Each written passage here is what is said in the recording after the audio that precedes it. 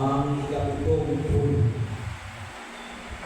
Amahan sa imong mga kamot, itugyan ko ang akong Israel. Binase sa Evangelyo ni San Lucas.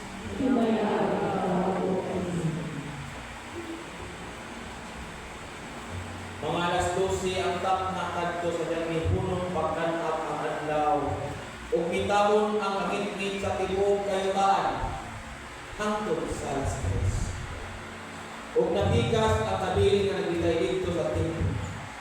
Unya misinggit si Jesus sa pagsuko. Amahan, itugyan ko sa imong mga kamot ang akong Israel. Human sa makasulti niini namatay siya. Ang Ebanghelyo sa Panginoon.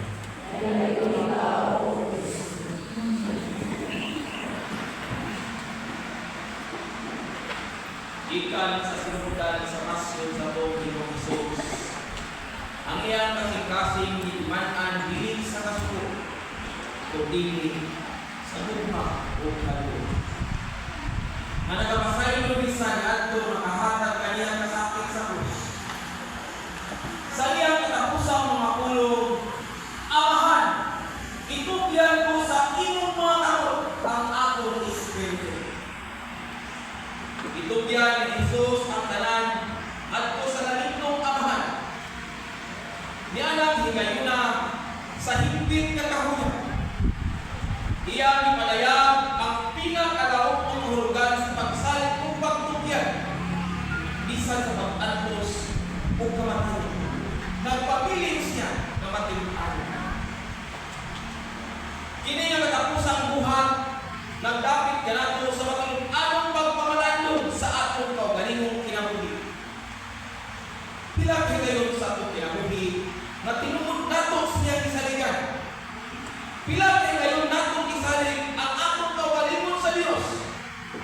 Pila binakong na ay mga pagsulat o anak sa Kanya. Ang kinabuhi o kamatayon ni Jesus dili lamang nagpadayag sa ginaong sa tugma sa Dios alang sa katawan, kundi dalan usab na atong pagalantan ang dalan sa pagtuo o pagkakas. Ang pag-antos, kakapon o kanisdanan dili manayag sa kinabuhi. Apan kasagaran ni kini na mga higayon makita kung tinuod ba ang atong pagtuo. Kung bukat na ang kinabuhi, dito mailhan kung kinsa gayon ang atong kisaligan.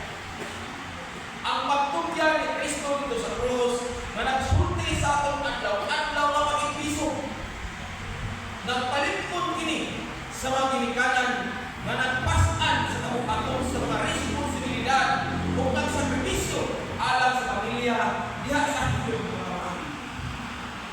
Nagpanasin ko sa kini sa mga magtutulog o mga lider sa komunidad na padayon na nag-alagad bisan sa kakapoy. Nagpahinumdum kini kanatong tanan na bisan sa pinakalisod ng mga higayon ang pagsalig sa Dios naghatag ng busog, kalinaw o paglakong na magpadayon sa bisan pa sa grabe ng kasakit, nagpabilin si Jesus na matinuan sa misyon dito sa krus. Ang iyang hukma o ang pagtuman sa misyon mas hayag na mitungha na nagpadayag sa dako tayo pagtatiman sa Diyos alam sa katawan. Kini kabahin sa hukma sa Diyos alam sa kanibulan. Gipasaan ni Jesus ang pag-antos o ang kamatayon diha sa krus. Ang sino na angay mong takanato isip mga makasasala.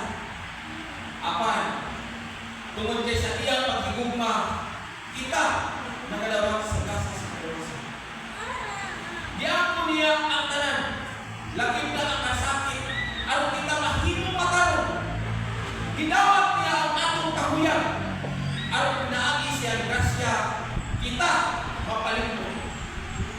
gidawat niya kamatayon aron makaambit kita sa kinabuhi dayon nga gisaad sa Dios nga iyang mga anak sukat pa sa sinugdan sa kanya.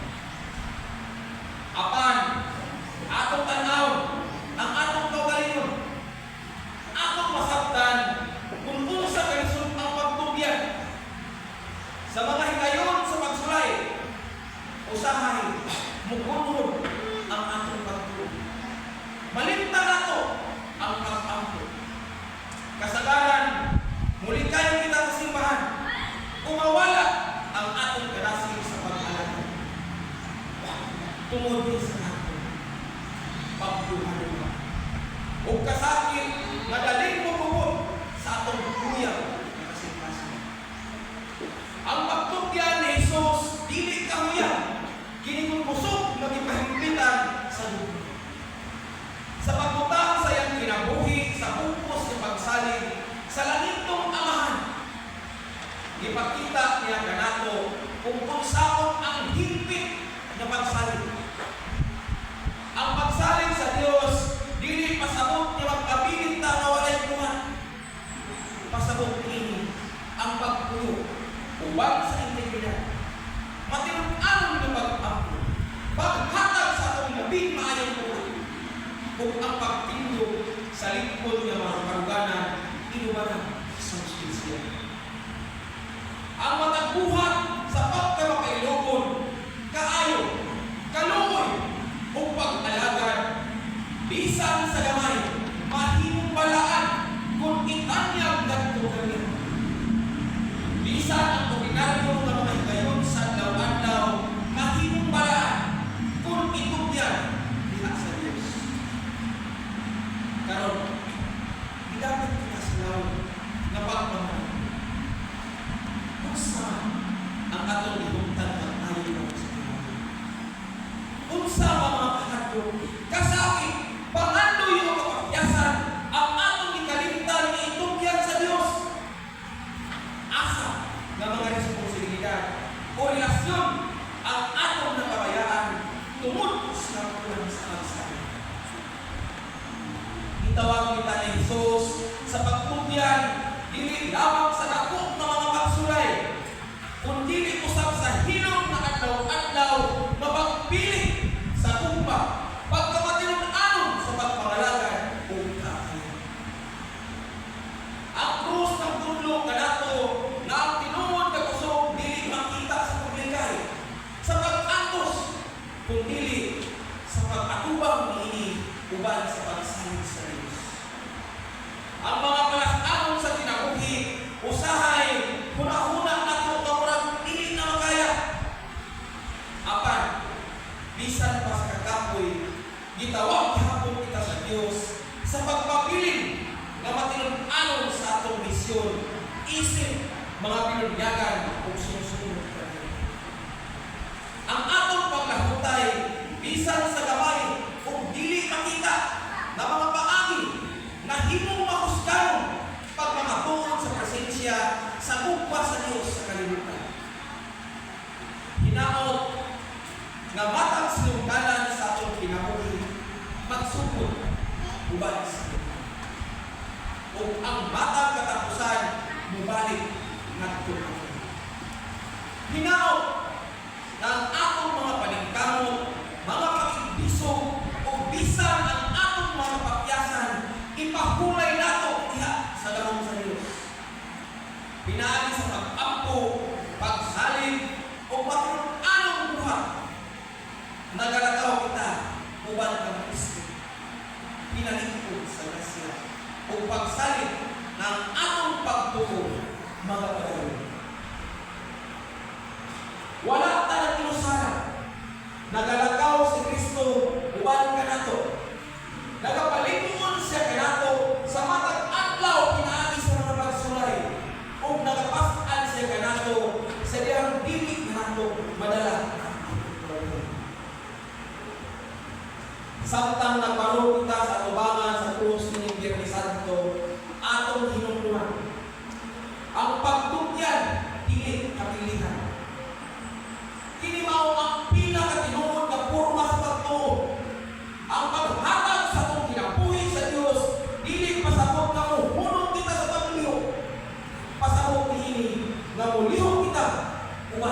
kasalig. Gigiyahan sa gugma o nagagamot sa paglaon. Itugyan nato ang atong kalipay ng Kristo. Atong mga kalapusan o kapagyasan o ang atong tibuok kinabuhi nato sa Pilipinas. Hinaot, nasama ng Kristo, magpabilit kita pakinunanon hangtod sa katapusan, magbalik ko sa pagsulay.